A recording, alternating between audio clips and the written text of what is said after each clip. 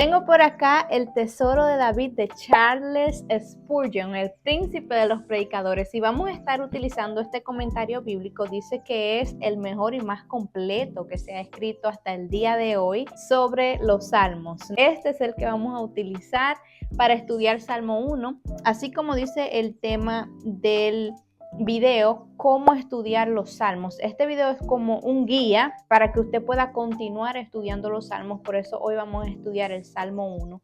Y aunque este comentario se llama El Tesoro de David, David no fue el único que escribió los salmos. Hay 150 salmos y David solo escribió 73. Aquí les voy a dejar una lista de todos los autores y cuántos salmos ellos escribieron. Y es interesante ver que Moisés escribió uno, que fue el Salmo 90, fue una oración. Los salmos están divididos en poemas, en oraciones y en cánticos. Incluso Jesús cantó himnos, dice la Biblia, en los evangelios, y usualmente se cantaban los himnos de Jalal, que era una serie de cánticos que se encuentra aquí en el libro de los Salmos, que usualmente se cantaba en el tiempo de la Pascua. Y es importante también entender a la hora de estudiar los salmos, a la hora de darle la interpretación, de que este es un género literario poético. Y quiere decir que a la hora de interpretarlo no le vamos a dar una interpretación literal. Por ejemplo, el Salmo 23 dice: el Señor es mi pastor. De hecho, ustedes ven ahí como un pastorcito. No es que el Señor literalmente es un pastor humano, sino que en forma figurada es como nuestro guía, como nuestro pastor. También hay algunos de los salmos que dice: el Señor es mi roca, por ejemplo. No es que Dios es una roca. Y este mismo Salmo 1 tiene un ejemplo así que cuando lo estemos estudiando yo se los voy a recalcar. Ayuda mucho a la hora de interpretar, porque usualmente en las poesías se usa mucho la exageración. Quiere decir que para nosotros darle un sentido correcto y no errar a la hora de interpretarlo, pues es importante saber esto. Y bueno, dicho esto, vamos a iniciar. Busque su bebida favorita. Aquí tengo hoy un juguito de sandía con fresa. Nunca había tratado esa combinación anteriormente. Como pueden ver, aquí les enseño. Yo lo había estudiado ya anteriormente, pero voy a buscar una Biblia que no esté marcada para poderlo hacer juntos. Y también yo siento que aunque hemos estudiado cosas en el pasado, siempre volver a estudiar de nuevo lo mismo que hemos estudiado, podemos volver a tener otra enseñanza, otro aprendizaje y ver cosas que antes no veíamos. Así que va a refrescar mucho mi memoria y me va a ayudar. Así que acompáñenme. Gracias, Espíritu Santo, ayúdanos a entender este salmo tan precioso. Revélate a nosotros a través de esta enseñanza. Ayúdanos a aplicarla. En el nombre de Jesús. Amén. Aquí, como pueden ver, lo que yo les había dicho, dice libro 1, porque este del Salmo 1 al Salmo 41 es uno de los libros dentro de los 5 libros que contienen los salmos. Y dice: dichoso el hombre. En otra versión, en la Reina Valera, estoy utilizando una versión dinámica y una formal. Esta es la formal, la Reina Valera. Dice: bienaventurado. Dichoso es el hombre. Voy a poner aquí: bienaventurado. Bienaventurado el hombre que no sigue el consejo de los malvados, ni se detiene en la senda de los pecadores. Este salmo aquí está haciendo un contraste entre dos personas, una persona justa y una persona impía o malvada. Aquí voy a poner en el borde contraste entre el justo y los impíos. Vamos a ver qué dice aquí al principio. El salmista dice más y de modo apropiado sobre la verdadera felicidad en este corto salmo que ninguno de los filósofos o que todos ellos juntos. Este es un salmo de sabiduría. Este salmista dice más sobre la verdadera felicidad que todos los filósofos. Interesante. Ok, bienaventurado el hombre que no sigue consejos de los malvados. Me gusta aquí que no sigue. Aquí está explícitamente diciéndonos qué hace un hombre bienaventurado. El que no sigue el consejo de los malvados. Malvado aquí en este contexto es impío, así que la voy a poner aquí, impíos. Y vamos a estar buscando qué quiere decir una persona impía. Dice aquí el comentarista, el verso 1 resalta bienaventurado. Dice que empieza con una bendición, lo mismo que el famoso sermón de nuestro Señor en el monte. Exacto, las bienaventuranzas que el Señor da en el monte inicia con la misma palabra de este salmo, dichoso, bienaventurado. Ni se detiene en la senda de los pecadores, ni cultiva la amistad de los blasfemos. Aquí dice en la versión Reina Valera, ni estuvo en caminos de pecadores, ni en silla de escarnecedores se ha sentado. Me llama mucho la atención esto de silla de escarnecedores. Vamos a buscar la definición de eso. Lo voy a poner por acá. Y busqué esta definición y dice que son personas que se burlan de Dios. Ni cultiva la amistad de los blasfemos. No cultiva, ni se detiene, ni sigue la amistad de los blasfemos. Personas impías básicamente son personas que no respetan a Dios, que no tienen temor de Dios ni por las cosas de Dios. Nosotros cultivar una amistad con este tipo de personas no es saludable. Estas personas nos van a dar malos consejos. No sé si usted tiene una amistad que sea impía. Aquí no está hablando de no hablarle. Aquí está hablando de no cultivar una amistad. Para usted cultivar un fruto debe de echarle agua, debe de dejar que le dé la luz del sol, y el cultivar una amistad con una persona impía, blasfema, que no respete a Dios, es básicamente tener una comunicación constante, es escuchar lo que ellos no tienen que decir acerca de nuestra vida, los consejos, intimar con esas personas. Entonces dice aquí que eso no es sabio, que es bienaventurado el hombre que no hace amistad con este tipo de personas, sino que en la ley del Señor se deleita. ¿Qué quiere decir? En la palabra de Dios, en sus mandatos. Y vamos a buscar esta palabra también, deleita. Voy a consultar el comentario bíblico. La ley de Jehová es el pan diario del creyente verdadero. Una persona que busque su palabra como el pan de cada día. Por eso en la oración modelo Jesús dijo, Señor, danos el pan de cada día. Y con todo, en el día de David, qué reducida era la cantidad de inspiración, porque apenas había nada más que los 5 primeros libros de Moisés, es cierto. David en este tiempo solamente tenía los primeros 5 libros de Moisés, o el autor de este salmo que dice que es anónimo, y aún así se deleitaba. ¿Cuánto más pues deberíamos alabar toda la palabra escrita que tenemos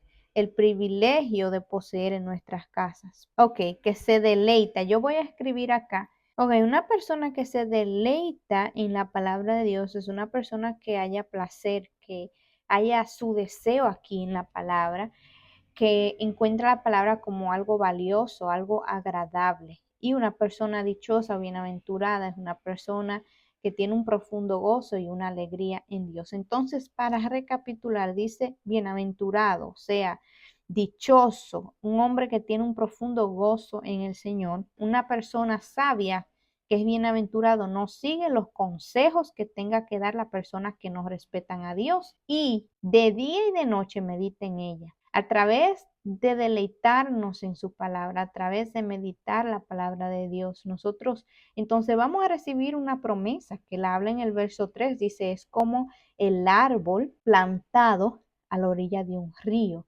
que cuando llega su tiempo da fruto y su hoja jamás se marchitarán, todo cuanto hace prosperará. Wow. A mí me encanta como dice aquí que la persona que se deleita en las cosas del Señor, o sea, en su palabra, que medita en ella de día y de noche, va a ser una persona firme. Y esta es la comparación que yo les hablaba al principio. Dice que es como un árbol plantado a la orilla de un río. esto es obviamente un lenguaje figurativo. No es que nosotros literalmente vamos a convertirnos en un árbol, pero lo que quiere decir es que vamos a ser como personas firmes, vamos a tener saciedad, porque dice que va a ser plantado a la orilla de un río, que cuando llega su tiempo da fruto y sus hojas jamás se marchitan. Hay un versículo, una referencia cruzada que va perfectamente con esta promesa acá. Bendito el varón que confía en Jehová y cuya confianza es Jehová, porque será como el árbol plantado junto a las aguas, que junto a la corriente echará sus raíces, y no verá cuando viene el calor, sino que su hoja estará verde, y en el año de sequía no se fatigará ni dejará de dar frutos. Yo voy a poner eso acá como referencia cruzada, Jeremías 17, del 7 al 8. Vamos a ver qué dice el comentario bíblico. Dice, y en su ley medita de día y de noche. En este versículo tan sencillo hay todo un mundo de santidad y espiritualidad. Y si en oración y dependencia de Dios nos sentamos y lo estudiamos, podremos contemplar mucho más de lo que se nos presenta a la vista. Es posible que cuando leamos o miremos veamos poco o nada. Aleluya. El siervo de Elías fue a mirar una vez y no vio nada, por lo que se le dio la orden de ir a mirar 7 veces. Aleluya. ¿Qué ves ahora?, le preguntó el profeta. Veo una nube que asciende como la palma de mi mano, y antes de poco toda la superficie de los cielos se hallaba cubierta de nubes. Igualmente es posible que eches una mirada a la ligera sobre un pasaje y no veas nada. Medita sobre él con frecuencia. Pronto verás luz como la luz del sol. Wow. Entonces aquí le añadí que 7 veces volver a leer la palabra y nuestros ojos serán abiertos. O sea, no limitarnos tampoco, podemos seguir leyéndola más de 7 veces, pero lo que quiere decir el autor aquí es que si estamos estudiando algo, en este caso este Salmo 1, y no vemos nada, hay que seguir meditando en él con frecuencia, de día y de noche, y luego el Señor, el Espíritu Santo, nos traerá la revelación y la iluminación de esa misma palabra. El verso 3 dice, será como un árbol plantado, no un árbol silvestre, sino un árbol plantado, escogido, considerado como propiedad, cultivado y protegido de ser desarraigado, porque toda planta que no ha plantado mi Padre Celestial será desarraigada junto a corrientes de agua, de modo que incluso si falla una corriente, hay otra disponible, los ríos del perdón y los ríos de la gracia, los ríos de la promesa y los ríos de la comunión con Cristo. Son fuentes de provisiones que no fallan nunca, que da su fruto a tiempo. El hombre que se deleita en la palabra de Dios recibe instrucción de ella, dispone de paciencia en la hora del sufrimiento, fe en la de la prueba y gozo santo en la hora de la prosperidad. El dar fruto es una calidad esencial del hombre que posee gracia y su fruto será en sazón. ¡Wow! ¡Qué tremendo! Como aquí nos dice de que cuando nos deleitamos, cuando meditamos, cuando amamos la palabra de Dios, nosotros vamos a disponer de una constante gracia, de un constante perdón. Las provisiones de Dios no nos van a faltar. Vamos a tener una comunión con Cristo profunda. En tiempo de prueba, nuestro gozo y nuestra fe serán resguardados. Aleluya, qué poderoso, hermanos. Por eso es que nosotros debemos de continuar meditando en la palabra de Dios. Y este Salmo 1 es tan perfecto para meditarlo. Yo misma voy a tratar de meditar en este Salmo esta semana. Y algo que hago práctico para meditar en lo que quiero es escribirlo, anotarlo en un papelito y me lo llevo usualmente a donde vaya, así soy más intencional con la meditación. Bueno, aquí dice de día y de noche, medita. Aquí esto es una acción, toma intencionalidad y es básicamente reflexionar, pensar, tener verdad constantemente en nuestra mente, ya que, hermanos, la meditación es uno de los secretos de David. Y hay un video que yo hice en el canal sobre el meditar, así que pueden ir a verlo luego de este si les interesa. Dice, es como el árbol plantado a la orilla de un río. Ese río, como leímos en el comentario, un río que emana promesa, gracia, perdón, comunión con Cristo, que cuando llega su tiempo da frutos. Ahí leímos en el comentario que una persona que esté arraigada en la palabra de Dios da frutos de arrepentimiento, los frutos del Espíritu, y sus hojas jamás se marchitan. Y todo en cuanto hace prospera. O sea, no dice algo, dice todo.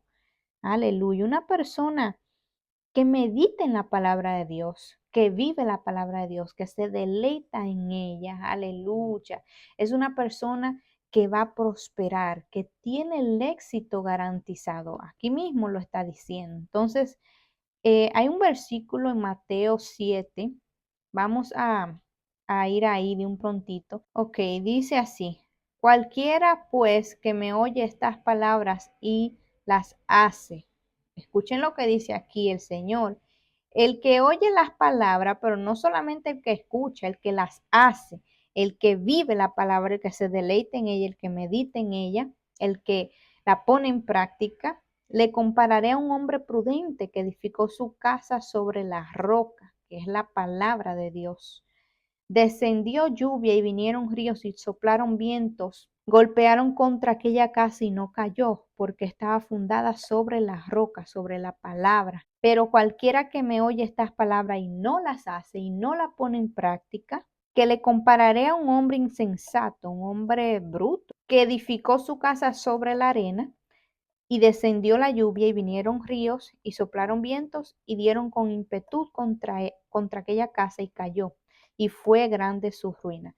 Vamos a poner este texto como referencia cruzada. En cambio, los malvados, aquí vamos a ver entonces las consecuencias del impío. Son como paja arrastrada por el viento. Por eso no se sostendrán los malvados en el juicio, ni los pecadores en la asamblea de los justos. Porque el Señor cuida el camino de los justos, mas la senda de los malos lleva a la perdición. Y este es un versículo clave para entender este salmo completo. Vamos a ver qué dice el comentarista, el príncipe de los predicadores. En cambio, los malos, no así los malos, dice la Reina Valera que son como el tamo. Aquí esta versión dice son como paja arrastrada por el viento.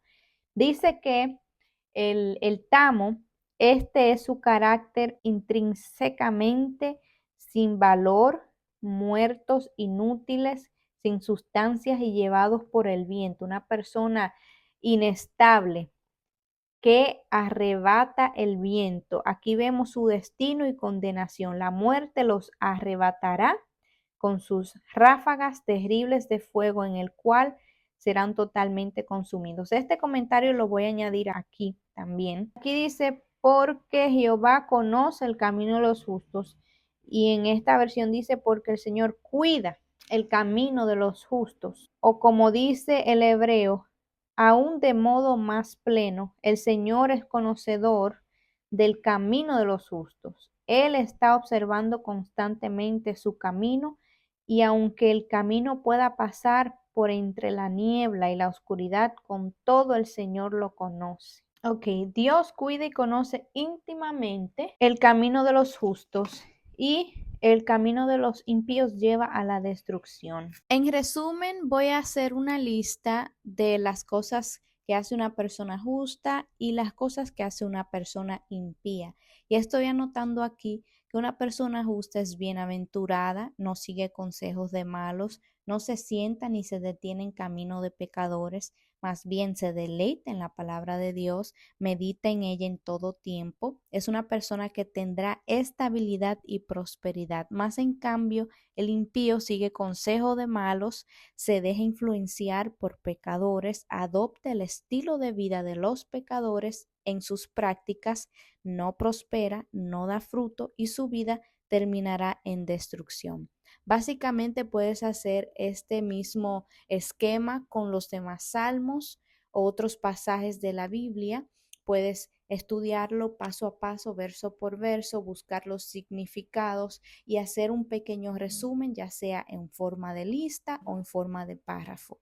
Finalmente voy a escribir acá algunas preguntas básicas para yo poner en práctica y seguir reflexionando. ¿Cómo aplica este salmo a mi vida personal? ¿Cómo puedo hacer de la palabra de Dios mi delicia diaria? ¿Estoy influenciado por el consejo de los malos? ¿A dónde busco consejos? ¿Cómo meditar en la palabra para que mi vida esté arraigada en Dios como el árbol plantado junto a corrientes de aguas? Vamos a pedirle al Señor que nos ayude a aplicar esto que hemos aprendido, que nos dé la gracia para ser como ese árbol plantado, meditando en su palabra, evitando las influencias negativas, porque al final del día esto es lo que este salmo nos enseña, a no juntarnos con personas ni cultivar amistad con gente que no tengan temor de Dios, no escuchar sus consejos, sino amar a Dios, deleitarnos en su palabra, meditar en ella para nosotros poder alcanzar esta bendición de prosperar. Y no tan solamente está hablando aquí una prosperidad física, sino una prosperidad más bien espiritual. Dice en todo lo que vamos a hacer va a prosperar, nos va a ir bien, porque vamos a tener un profundo gozo y una alegría en Dios. Mas sin embargo, sabemos que al final del día confiamos de que el Señor cuida de nosotros, de que el Señor conoce nuestros caminos, Él nos va a guiar como el buen pastor, y a la gente mala, a la gente que hace lo mal hecho, le dará su merecido. Hay personas que dicen, oh, ¿por qué el impío prospera? ¿Por qué a la gente mala le va bien y a la gente buena le va mal? Al final del día, David en el Salmo creo que 73 se dio cuenta de que el impío tendrá un camino de perdición, su paga será la muerte y ellos van a sufrir una condena eterna, mas los justos resplandecerán en el reino de nuestro Padre, así como el sol. Ese verso me encanta. Aleluya, vamos a resplandecer en el reino del Señor. Bueno, eso ha sido todo por hoy. Espero que le haya gustado este comentario de los salmos y será hasta la próxima. Dios bendiga.